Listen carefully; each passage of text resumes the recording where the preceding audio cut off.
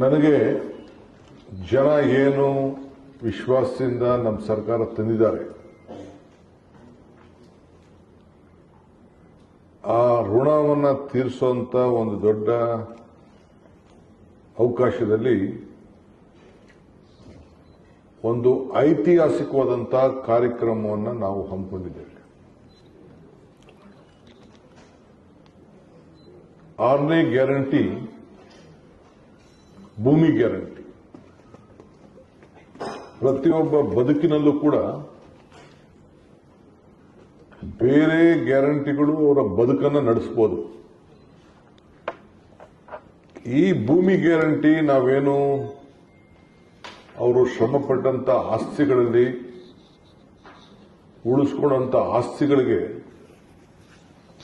ಅವರ ವಂಶ ಪಾರಂಪರಿಕವಾಗಿ ಅದನ್ನ ಉಳಿಸಬೇಕು,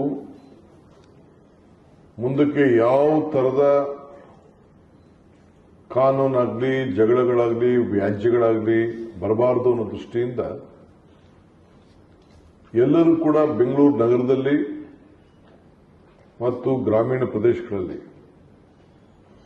ಈಗಾಗಲೇ ಒಂದು ದೊಡ್ಡ ಆಂದೋಲನ ರೀತಿಯಲ್ಲಿ ನಾವು ಮಾಡ್ತಾ ಇದ್ದೇವೆ.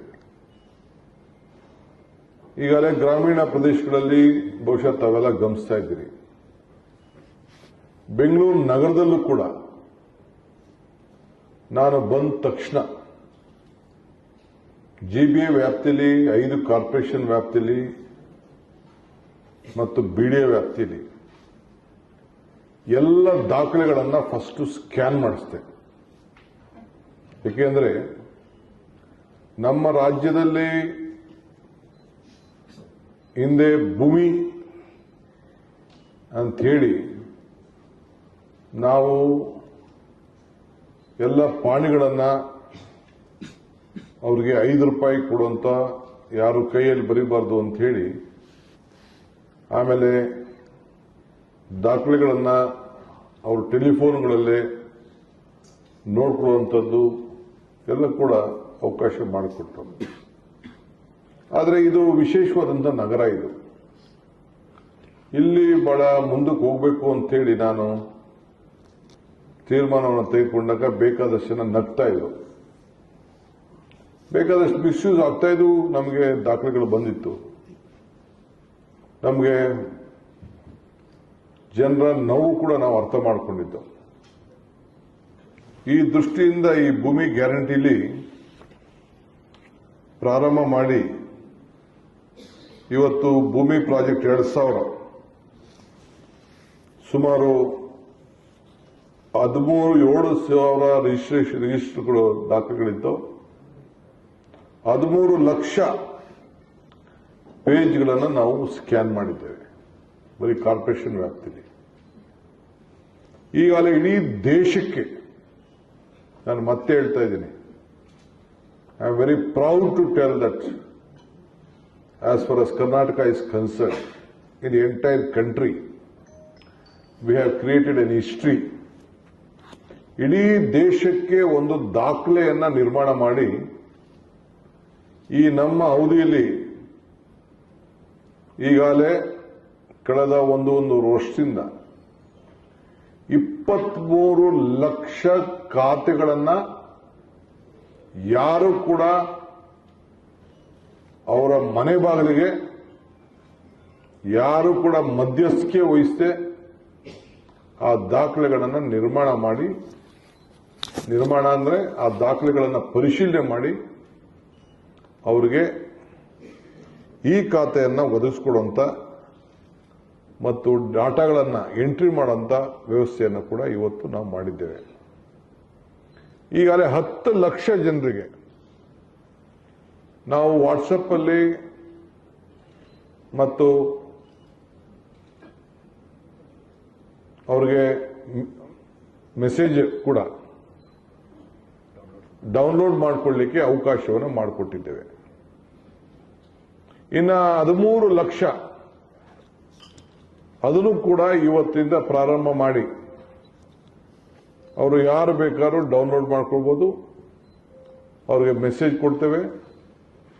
ಅವ್ರಿಗೆ ಅದನ್ನೆಲ್ಲ ಅರಿವು ಮಾಡ್ಕೊಳ್ಳೋಂಥ ಶಕ್ತಿ ಇಲ್ಲ ಅಂದ್ರೆ ನಾವೇ ಅವರ ಮನೆ ಬಾಗಿಲಿಗೆ 23 ಲಕ್ಷದ ಜನರಿಗೆ ಯಾರು ಭೂ ಮಾಲೀಕರು, ಸೈಟ್ ಮಾಲೀಕರು, ಆಸ್ತಿ ಮಾಲೀಕರಿದ್ದಾರೆ ಅವರೆಲ್ಲರೂ ಕೂಡ ಮನೆ ಬಾಗಿಲಿಗೆ ಒಂದು ಕಾಪಿನ ಡೆಲಿವರಿ ಮಾಡುವಂತ ವ್ಯವಸ್ಥೆಯನ್ನು ನಾವು ಮಾಡ್ತೇವೆ. ಇದು record time, free of cost. ಸುಮಾರು 10 ತಿಂಗಳಲ್ಲಿ ಈ ಒಂದು ಐತಿಹಾಸಿಕವಾದಂಥ ಕಾರ್ಯಕ್ರಮಗಳನ್ನು, ದಾಖಲೆಗಳನ್ನು ಪರಿಶೀಲನೆ ಮಾಡಿ ನಾವು ಮಾಡ್ತಾ ಇದ್ದೇವೆ. ಈ ಖಾತೆಗೆ ಏನಿದೆ ವ್ಯವಸ್ಥೆ, ಏನ್ ಬೇಕು ಅನ್ನೋದು ಕೂಡ ನಿಮ್ಮೆಲ್ಲರ ಪ್ರಶ್ನೆ ಇರ್ಬೋದು, ಸಾಮಾಜಿಕ ಪ್ರಶ್ನೆ ಇರ್ಬೋದು. ನಾವು ಓನರ್ದು ಒಂದು ಫೋಟೋ ಕೇಳ್ತಾ ಇದ್ದೀವಿ, ಪ್ರಾಪರ್ಟಿ ಫೋಟೋ ಕೇಳ್ತಾ ಇದ್ದೀವಿ, ಲ್ಯಾಟಿಟ್ಯೂಡು, ಲಾಂಗಿಟ್ಯೂಡು, GPS-ಗೆ ಕೇಳ್ತಾ ಇದ್ದೀವಿ. ಸೊ ಇದನ್ನ ಫ್ರಾಡ್ಗಳನ್ನೆಲ್ಲ ಪ್ರಿವೆಂಟ್ ಮಾಡಬೇಕು, ಆಧಾರ್ನ ಲಿಂಕ್ ಮಾಡಬೇಕು. ಈ ರೀತಿ ವ್ಯವಸ್ಥೆಯನ್ನ ನಾವು ಮಾಡ್ತಾ ಇದ್ದೇವೆ. ಸೊ ಮ್ಯೂಟೇಷನ್ ಆದ ತಕ್ಷಣ ಆಟೋಮೆಟಿಕಲಿ ಒಂದು ಅಪ್ಲಿಕೇಶನ್ ಕೊಟ್ರೆ ಆನ್ಲೈನ್ ಮ್ಯೂಟೇಷನ್ ಕೂಡ ಅದಕ್ಕಾಗುವಂತ ವ್ಯವಸ್ಥೆ ನಾವು ಮಾಡ್ತಾ ಇದ್ದೇವೆ. ಸೊ ಬಹುಶಃ ಸುಮ್ಮನೆ ನೀವೊಂದು ಎಕ್ಸಾಂಪಲ್ ಇಲ್ಲೊಂದು ಫೋಟೋ ತೋರಿಸ್ತಾ ಇದ್ದೀನಿ, ನಿಮಗೆ ಸರ್ಕ್ಯುಲೇಟ್ ಮಾಡ್ತೀವಿ ಒಂದು ಕಾಪಿನ. ಗೂಗಲ್ ಅಲ್ಲಿ ಆ ಫೋಟೋ ಯಾವ ರೀತಿ ಶೇಪ್ ಇರ್ತದೆ, ಯಾವ ರೀತಿ ಲಾಂಗಿಟ್ಯೂಡ್, ಲ್ಯಾಟಿಟ್ಯೂಡ್ ಎಲ್ಲ ಕೂಡ ಅವರವ್ರಿಗೆ ನಂಬರ್ ಪ್ರಕಾರ ಅವರು ಡೌನ್ಲೋಡ್ ಮಾಡ್ಕೊಳ್ಳಿಕ್ಕೆ ಅವಕಾಶವನ್ನು ಕೂಡ ನಾವು ಮಾಡಿಕೊಡ್ತಾ ಇದ್ದೇವೆ. ಈಗ 10 ಲಕ್ಷ ಆಲ್ರೆಡಿ ಡನ್, ಇನ್ನು 13 ಲಕ್ಷ ಇವತ್ತಿಂದ ಪ್ರಾರಂಭ ಆಗ್ತಾ ಇದೆ. ಸೊ ಲಿಂಕ್ ಮಾಡಿದ್ರೆ ಓಪನ್ ಮಾಡಿದ ತಕ್ಷಣ ಬೇಕಾದ್ರೆ ಅವರು ಡೌನ್ಲೋಡ್ ಮಾಡ್ಕೊಳ್ಳಿಕ್ಕೆ ಅವಕಾಶ ಇದೆ. ಇದನ್ನು ನೋಡಿ ನಾವೇನು ಯಾರಿಗೂ ಇದಕ್ಕೆ ನಮಗೆ ಬಹುಮಾನ ಕುಡಿಯುತ್ತೆ ಯಾರಿಗೂ ಕೇಳಲಿಲ್ಲ, ಯಾವ ನಾಯಕರುಗಳಿಗೂ ಕೇಳಿಲ್ಲ. ಪಾಪ ವಿರೋಧ ಪಕ್ಷದವರು ಸಲಹೆಗಳನ್ನು ಕೊಟ್ಟರು, ನಾನೇನು ತಪ್ಪು ಅಂತ ಹೇಳೋದಿಲ್ಲ. ಬೇಕಾದಷ್ಟು MLA-ಗಳು ಕೂಡ ವಿರೋಧ ಪಕ್ಷದವರು ಅಸೆಂಬ್ಲಿ ಯಾವುದೇ ಆದಂತ ಕೊಟ್ಟರು, ನಾನು ಅದಕ್ಕೆ ಚರ್ಚೆ ಮಾಡಕ್ಕೆ ಹೋಗಲಿಲ್ಲ. ನಾನು ಸೆಂಟ್ರಲ್ ಗವರ್ಮೆಂಟ್ ಕೂಡ ಇದನ್ನ ಗಮನದಲ್ಲಿ ಇಟ್ಕೊಂಡು ನಮ್ಮನ್ನ ನೋಡಿ, ಕರ್ನಾಟಕ ನೋಡಿ, ಇಡೀ ದೇಶಕ್ಕೆ ಒಂದು ಮಾದರಿ ಕೆಲಸ ಮಾಡ್ತಾ ಇದೀವಿ ಅಂತ ಹೇಳಿ ನಮ್ಮ GB ಅಧಿಕಾರಿಗಳು, ನಮ್ಮ ಕಮಿಷನರ್ಸು, ನಮ್ಮ ಆಫೀಸರ್ಸ್ನ ಕರೆಸಿ ಒಂದು ಗವರ್ಮೆಂಟ್, ಸೆಂಟ್ರಲ್ ಗವರ್ಮೆಂಟ್ ಒಂದು ನ್ಯಾಷನಲ್ ಅವಾರ್ಡ್ ಕೂಡ ಅವರು ಕೊಟ್ಟಿದ್ದಾರೆ. ಅದಾದ ಮೇಲೆ ಅವರು ಕೂಡ ನಾನು ಧನ್ಯವಾದಗಳನ್ನು ಅರ್ಪಿಸಲಿಕ್ಕೆ ನಾನು ಬಯಸ್ತಾ ಇದ್ದೇನೆ. ಇದು A to B ಖಾತಾ ಅಂತ ಅನೌನ್ಸ್ಮೆಂಟ್ ಮಾಡಿದ್ದೇವೆ. ಕೆಲವೆಲ್ಲ B ಖಾತಾ ಇಟ್ಕೊಂಡಿದ್ದಾರೆ, ಯಾರು ಸಾಲ ತಗೊಳಕ್ಕಾಗೋದಿಲ್ಲ. ನಾವು ಇದನ್ನು ರೆಗ್ಯುಲೈಸ್ ಮಾಡ್ತಾ ಇಲ್ಲ. ಬಿಲ್ಡಿಂಗ್ ಕಟ್ಟಿದ್ನ ಫಸ್ಟ್ ಅವರ ಭೂಮಿ ಬಗ್ಗೆ ನಾವು ಚಿಂತನೆ ಮಾಡ್ತಾ ಇದ್ದೀವಿ, ಅವರ ಸೈಟ್ ಬಗ್ಗೆ ಚಿಂತನೆ ಮಾಡ್ತಾ ಇದ್ದೀವಿ, ಅವರ ಸೈಟಿನ ದಾಖಲೆಗಳ ಬಗ್ಗೆ ಚಿಂತನೆ ಮಾಡ್ತಾ ಇದ್ದೀವಿ, ಅವ್ರ ಸೈಟಿನ ದಾಖಲೆಗಳನ್ನು ಪರಿಶೀಲನೆ ಮಾಡ್ತಾ ಇದ್ದೀವಿ, ಅವರ ಸೈಟ್ಗಳು ಕಾನೂನುಬದ್ಧವಾಗಿ ಇದೆಯಾ ಇಲ್ಲ ಅನ್ನೋದು ಕೂಡ ಫಸ್ಟ್ ನಾವು ನೋಡ್ತಾ ಇದ್ದೀವಿ. ಇದಕ್ಕೆ ನಾವು ಪ್ರತಿಯೊಬ್ಬರು ಕೂಡ ಅರ್ಜಿ ಕೇಳಿದು ಸುಮಾರು ಜನ ಹಾಕಿದ್ರು. ಒಂದು 7,000 ಜನ ಸ್ವಲ್ಪ ಸರಿಯಾಗಿದೆ ಅನ್ನೋದು ಕೂಡ ನಮಗೆ ದಾಖಲೆಗೆ ಬಂತು. ಅವ್ರಿಗೆ ಕೆಲವು ಪೇಮೆಂಟ್ನ ಒಂದು ಶೆಡ್ಯೂಲ್ ಇದೆ, ಯಾಕೆಂದ್ರೆ ಎಲ್ಲ ರೆವಿನ್ಯೂ ಸೈಟ್ಗಳಲ್ಲಿ ಕಟ್ಕೊಂಡಿದ್ರು. ಅವ್ರಿಗೆ ನೀರು ಕೊಟ್ಟಿದ್ದೀವಿ, ಕರೆಂಟ್ ಕೊಟ್ಟಿದ್ದೀವಿ, ರಸ್ತೆ ಕೊಟ್ಟಿದ್ದೀವಿ, ಏನೇನು ಬೇಕೆಲ್ಲ ಕೊಟ್ಟಿದ್ದೀವಿ. ಆದರೆ ಮುಂದಕ್ಕೆ ಅವರು ಏನು ಟ್ರಾನ್ಸಾಕ್ಷನ್ಸ್ ಮಾಡೋಕ್ಕಾಗ್ತಿರ್ಲಿಲ್ಲ. ಸೊ ಅದಕ್ಕೆ ರೆಗ್ಯುಲೈಸ್ ಮಾಡಿ A, B ಇಂದ A ತೆಗೆದುಕೊಂಡು ಈಗಾಗಲೇ ಒಂದು 7,000 ಜನಕ್ಕೆ ಈಗಾಗಲೇ ನಾವು ಒಂದು ಕೊಡಬೇಕು ಅಂತ ತೀರ್ಮಾನ ಮಾಡಿದ್ದೀವಿ. ಈಗ ಪ್ರತಿಯೊಂದು ಪ್ರೈವೇಟ್ ರೋಡ್ ಇತ್ತಲ್ಲ, ಈ ರೆವಿನ್ಯೂ ರೋಡ್ ಎಕ್ಸ್ಟೆನ್ಷನ್, ಈಗ ಸಿಟಿ ಒಂದು ಏರಿಯಾ ಇತ್ತು, ಪಕ್ಕದಲ್ಲಿ ರೆವಿನ್ಯೂ ಕಟ್ಟಿಬಿಟ್ಟಿದ್ದ, ಸೈಟ್ ರಿಜಿಸ್ಟ್ರೇಷನ್ ಮಾಡ್ಕೊಂಡಿದ್ರು, ಒಂದು ನಂಬರ್ ಪಂಚಾಯತಿ ನಂಬರ್ ಹಾಕಿ ಮಾಡ್ಕೊಂಡಿದ್ರು. ಸೊ ಪಾಣಿಲಿ ಅವಂದೇ ಹೆಸರು ಬರ್ತಾ ಇತ್ತು, ಭೂ ಮಾಲೀಕರು ಬೇರೆಯವ್ರಿಗೆ ಇನ್ನೊಬ್ಬರಿಗೆ ಹೆಸರು ಬರ್ತಾ ಇತ್ತು, ನಿನ್ನ ಹೆಸರು ಪಾಣಿ ಇದೆ ಅಂತ ಹೇಳಿ ತಿರ್ಗಾ ಬರ್ಸೋದು, ಇವೆಲ್ಲ ಮಾಡ್ತಾ ಇದ್ರು. ಸೊ ನಾನು ಕ್ಯಾಬಿನೆಟ್ ತೆಗೆದುಕೊಂಡೋಗಿ ಒಂದು ಕಾನೂನು ಮಾಡಿ all roads of those revenue areas has been taken over by the government and all the property R the permanent property of the corporation ಅಂತ ಹೇಳಿ ಡಿಕ್ಲೇರ್ ಮಾಡಿ ಅವರ ಹಕ್ಕನ್ನ ಸೈಟನ್ನು ರಿಜಿಸ್ಟ್ರೇಷನ್ ಮಾಡಿದ್ಮೇಲೆ ಆ ಉಳುಕನ್ನ ಈಗ 30-40 ಅಂತ ಒಂದು ಸೈಟ್ ಮಾಡಿಬಿಟ್ಟು 20 ಸೈಟ್ ಹಚ್ಬಿಟ್ಟು ಮಿಕ್ಕಿದ ಭೂಮಿನೂ ಹಂಗೆ ಪಾಣಿಯವನ ಹೆಸರೇ ಇರ್ತಿತ್ತು. ಆದರೆ ನಾಳೆ ಇದು ತೊಂದರೆ ಆಗಬಾರ್ದು ಅನ್ನೋ ದೃಷ್ಟಿಯಿಂದ ಎಲ್ಲ ಸೈಟ್ಗಳನ್ನು, ಎಲ್ಲ ರೋಡ್ಗಳನ್ನು, ಸೈಟನ್ನು ಹೊರತುಪಡಿಸಿ ಆ ರಸ್ತೆಗಳನ್ನು ಸರ್ಕಾರಿ ರಸ್ತೆ ಅಂತೇಳಿ ಡಿಕ್ಲೇರ್ ಮಾಡಿ ಅದಕ್ಕೆ ಅಭಿವೃದ್ಧಿ ಮಾಡುವಂಥ ಕೆಲಸ ಮುಂದುವರಿಸಿದ್ದೇವೆ. So all private roads are declared as government roads. So ಅದನ್ನು ಕೂಡ ಈ ತೀರ್ಮಾನವನ್ನು ಮಾಡಿದ್ದೇವೆ. ಈಗ ಕೆಲವರು ಎ ಖಾತಾ ಈಗ ಮಾಡಲಿಲ್ಲ, ಬಿ ಖಾತಾ ಮಾಡಲಿಲ್ಲ ಅಂತ ಬೇಕಾದಷ್ಟು ನಮಗೆ ಕಂಪ್ಲೇಂಟ್ಗಳನ್ನು ಹೇಳ್ತಾನೆ ಇದ್ದಾರೆ. ಮೊನ್ನೆ ಅಸೆಂಬ್ಲಿಲೂ ಕೂಡ ಮಾತಾಡ್ತಿದ್ರು, ಕೆಲವು MLAಗಳೆಲ್ಲ ಮಾತಾಡ್ತಿದ್ರು. ಎಲ್ಲರಿಗೂ ಉತ್ತರ ಕೊಡಲಿಕ್ಕೆ ನಾನು ಬದ್ಧನಿದ್ದೇನೆ. ಅವ್ರಿಗೆ ಯಾರಿಗೇ ಆಗಲಿ, ಈಗ ಕಂಪ್ಲೇಂಟ್ ಯಾರು ಹೇಳೋರು ಅಂತಂದ್ರೆ ದಾಖಲೆಗಳು ಸರಿ ಇಲ್ಲದೆ ಇದ್ದವ್ರು ಮಾತ್ರ ಕಂಪ್ಲೇಂಟ್ ಹೇಳ್ತಾರೆ. ಯಾರಿಗೆ ಸರಿಯಾದಂಥ ಮಾಹಿತಿಯನ್ನು ಇಟ್ಕೊಂಡಿಲ್ಲ, ಯಾರು ಮಿಸ್ಯೂಸ್ ಮಾಡ್ಕೊಂಡಿದ್ದಾರೆ, ಯಾರು ಕಾನೂನು ವಿರುದ್ಧ ತೆಗೆದುಕೊಂಡಿದ್ದಾರೆ ಅಂಥವ್ರು ಮಾತ್ರ ಕಂಪ್ಲೇಂಟ್ ಹೇಳಕ್ಕೆ ಮಾಡಿದ್ದಾರೆ. ಸೊ ಇದನ್ನು ಕೂಡ ಏನಾದ್ರು ಒಂದು ಸಹಾಯ ಮಾಡಬೇಕು ಅನ್ನೋ ದೃಷ್ಟಿಯಿಂದ ಪರಿಶೀಲನೆ ಮಾಡಲಿಕ್ಕೆ ಮತ್ತೆ ಅವ್ರಿಗೊಂದು ಅವಕಾಶ ಕೊಡಬೇಕು ಅಂತ ಹೇಳಿ ತೀರ್ಮಾನ ಮಾಡಿದ್ದೇವೆ. ಸೊ ಹಳ್ಳಿಯಿಂದ ಬಂದು ತಗೊಂಡಿರ್ತಾನೆ, ಅವನು ಬೀದಿ ವ್ಯಾಪಾರದವನು, ಅವನು ಕೂಲಿ ಮಾಡ್ತಾ ಇರ್ತಾನೆ, ಬಡವ ಇರ್ತಾನೆ, ಅವರೆಲ್ಲರೂ ಕೂಡ ಅವನಿಗೆ ಕಂಪ್ಯೂಟರ್ ಗೊತ್ತಿಲ್ಲ, ಅವನಿಗೆ ಆನ್ಲೈನ್ ರಿಜಿಸ್ಟರ್ ಮಾಡೋಕೆ ಗೊತ್ತಿಲ್ಲ. ಸೊ ಏನೋ ಒಂದು ಸೈಟ್ ರಿಜಿಸ್ಟರ್ ಮಾಡ್ಕೊಂಡ್ಬಿಟ್ಟಿದ್ದಾನೆ, ಅವನು ಮನೆ ಕಟ್ಕೊಂಡಿದ್ದಾನೆ, ಹಳೆ ಮನೆ ಕಟ್ಕೊಂಡಿದ್ದಾನೆ. ಬಟ್ ಯಾರ್ಯಾರು ದಾಖಲೆಗಳನ್ನ ಕರೆಕ್ಟ್ ಆಗಿದೆ ಅಂಥವನ್ನ ಪರಿಶೀಲನೆ ಮಾಡಬೇಕು ಅಂತೇಳಿ ನಮ್ಮ ಕಮಿಷನರ್ ಅವರು ಅದನ್ನ ರೌಂಡ್ ರಾಬಿನ್ ಸಿಸ್ಟಮ್ ಅಂತೇಳಿ ಏನೋ ಮಾಡಿದ್ರು. ಕೆಲವ್ರಿಗೆ ಸಹಾಯ ಆಗಲಿಲ್ಲ, ಕೆಲವರು ಕರಪ್ಷನ್ ಮಾಡಿದ್ರು. ನಾನಿಲ್ಲ ಅಂತ ಹೇಳುವುದಿಲ್ಲ. ಲಕ್ಷಾಂತರ ವ್ಯವಸ್ಥೆ ಮಾಡಬೇಕಾದ್ರೆ ಮಧ್ಯದಲ್ಲಿ ರೆವಿನ್ಯೂ ಇನ್ಸ್ಪೆಕ್ಟರ್ಗಳೆಲ್ಲ ಮಿಸ್ಯೂಸ್ ಮಾಡ್ಕೊಂಡಿದ್ರು. ನಾವು ಅದನ್ನೆಲ್ಲ ದಾಖಲೆ ಪರಿಶೀಲನೆ ಮಾಡಿ ಕೆಲವ್ರ ಮೇಲೆಲ್ಲ ಕ್ರಮ ಕೂಡ ನಾವು ಕೈಗೊಂಡಿದ್ದೇವೆ. ಈಗ ಅಂಥವ್ರನ್ನೆಲ್ಲ ಕೂಡ ಸೆಟ್ರೇಟ್ ಮಾಡಬೇಕು ಅಂತೇಳಿ ಈಗ ಪ್ರತಿ ಶನಿವಾರ 14ನೇ ತಾರೀಕಿಂದ 15ನೇ ತಾರೀಕು ಅಷ್ಟೊತ್ತಿಗೆ ನಮ್ಮ ಸೆನ್ಸಸ್ ಮುಗಿತದೆ.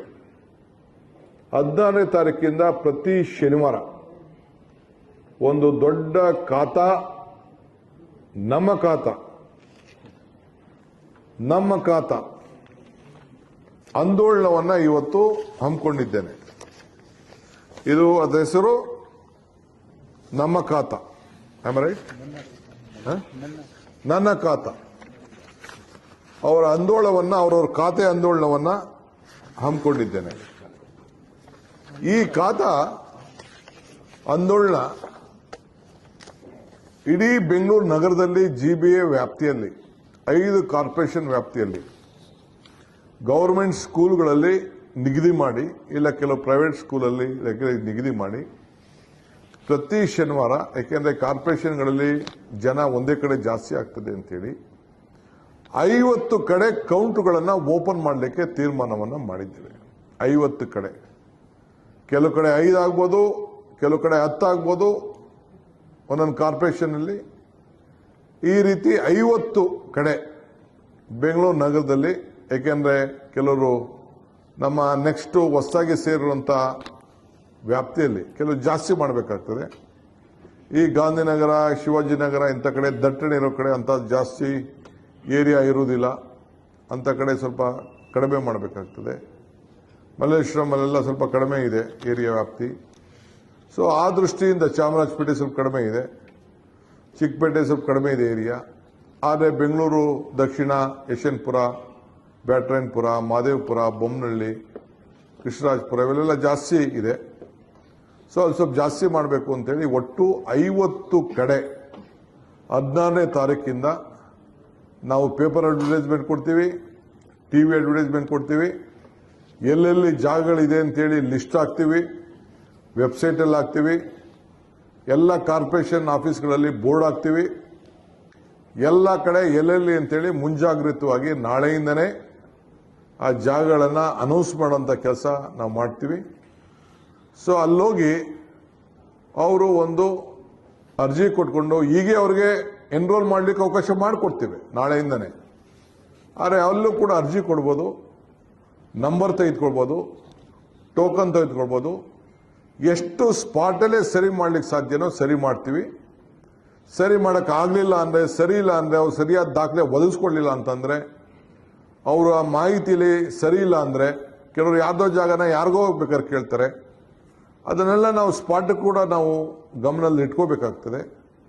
ಆ ದೃಷ್ಟಿಯಿಂದ ಮತ್ತೆ ಅವ್ರಿಗೆ ಇನ್ನು 15 ದಿನ ಆದಮೇಲೆ ಮತ್ತೆ ಅವ್ರನ್ನ ಭೇಟಿ ಮಾಡಿ ಅಷ್ಟರೊಳಗಡೆ ನಾವು ಸ್ಪಾಟ್ ಇನ್ಸ್ಪೆಕ್ಷನ್ ಕೂಡ ಮಾಡಿಸಿ, ನಮ್ಗೆ ಎಲ್ಲಿ ಅನುಮಾನಗಳು ಬರ್ತದೆ ಅಲ್ಲೆಲ್ಲ ಮತ್ತೆ ಸ್ಪಾಟ್ ಇನ್ಸ್ಪೆಕ್ಷನ್ನ ನಮ್ಮ ರೆವಿನ್ಯೂ ಇನ್ಸ್ಪೆಕ್ಟರ್ಗಳ ಕೈಲಿ, ನಮ್ಮ ಅಧಿಕಾರಿಗಳಲ್ಲಿ ಮಾಡಿಸಿ ಅದನ್ನು ಸರಿ ಮಾಡಿಸುವಂಥ ಕೆಲಸ. ಯಾಕೆಂದರೆ ತಾವೆಲ್ಲ ಗಮನಿಸಿರಬೇಕು, with photograph, with GPS, with sketch ಯಾವ ರೀತಿ ನಮ್ಮ ಈ ಒಂದು ನಕ್ಷೆ ಇರ್ತದೆ, ಯಾವ ರೀತಿ ನಮ್ಮ ಪೋಡಿ ವ್ಯವಸ್ಥೆ ನಾವು ಮಾಡ್ತೀವಿ, ಆ ರೀತಿ ಪೋಡಿ ವ್ಯವಸ್ಥೆನ ದಾಖಲೆ, ಅವ್ರ ಫೋಟೋ ಮತ್ತು ಅವ್ರ ಆಸ್ತಿ ಫೋಟೋವನ್ನು ಕೂಡ ಅಲ್ಲಿ ದಾಖಲೆಯಲ್ಲಿ ಇರಬೇಕು.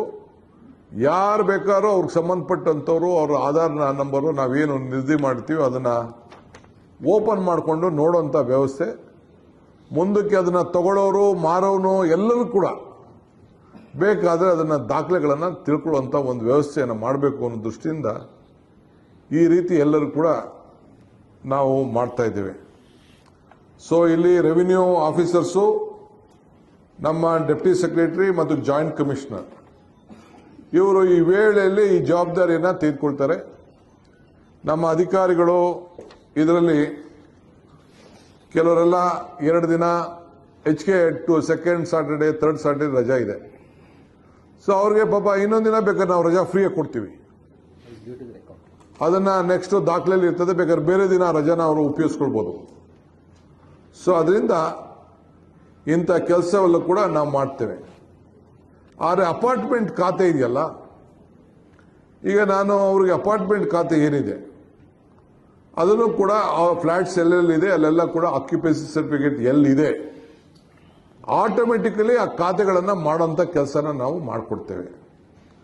ಆನ್ಲೈನ್ ಖಾತಾ ಈಗಾಗಲೇ 37,480 ಖಾತೆ ಈಗಾಗಲೇ ನಾವು ಮಾಡಿದ್ದೇವೆ. ಯಾರು ಅದಕ್ಕೆ ಕೇಳಿದ್ರು ಅದನ್ನ ಓಪನ್ ಆಗಿ ಅದನ್ನು ನಾವು ಮಾಡ್ಕೊಂಡು ಬಂದಿದ್ದೇವೆ. ಸೊ ಈ ರೀತಿ 25 ಲಕ್ಷ ಖಾತೆಗಳನ್ನು 10 ದಿನದಲ್ಲಿ ಆನ್ಲೈನ್ ಅಲ್ಲಿ ದಾಖಲೆ ಮಾಡಿರೋದು ಇದು ಇಡೀ ಭಾರತದ ಒಂದು ದಾಖಲೆ.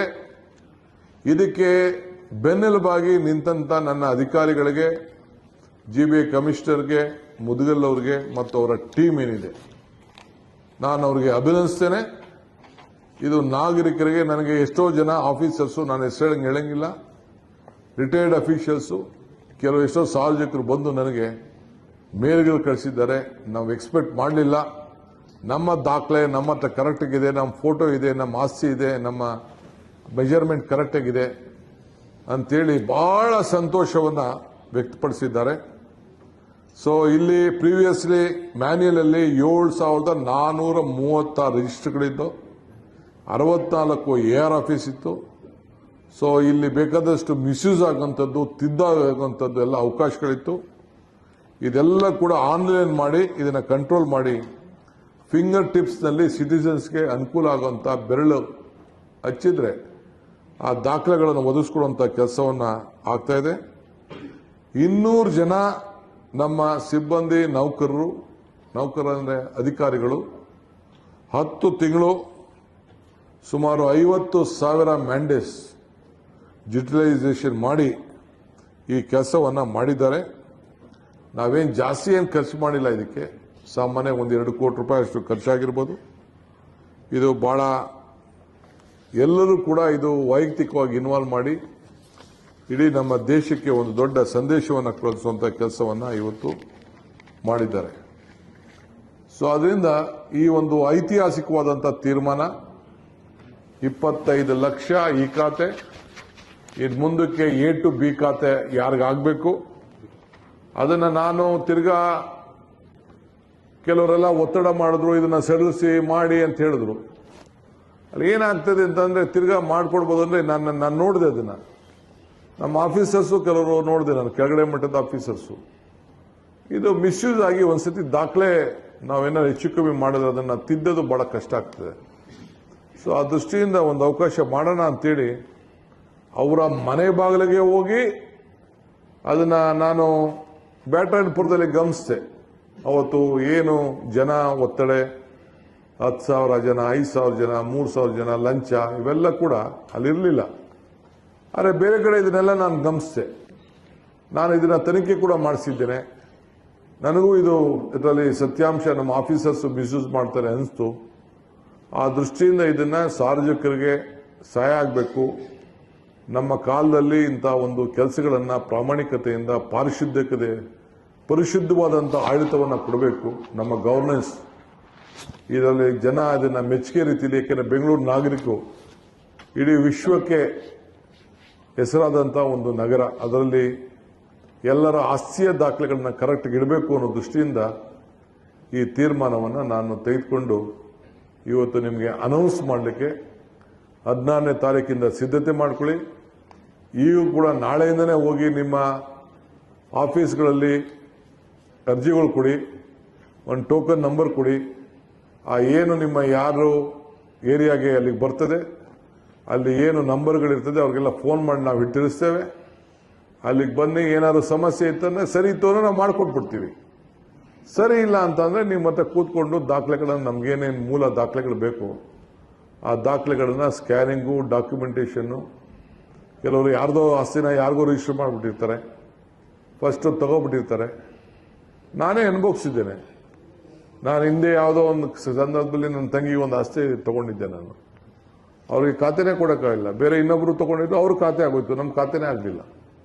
ಇಂಥ ಸಂದರ್ಭಗಳು ಇವತ್ತು ನನಗೆ ಅನುಭವ ಇದೆ.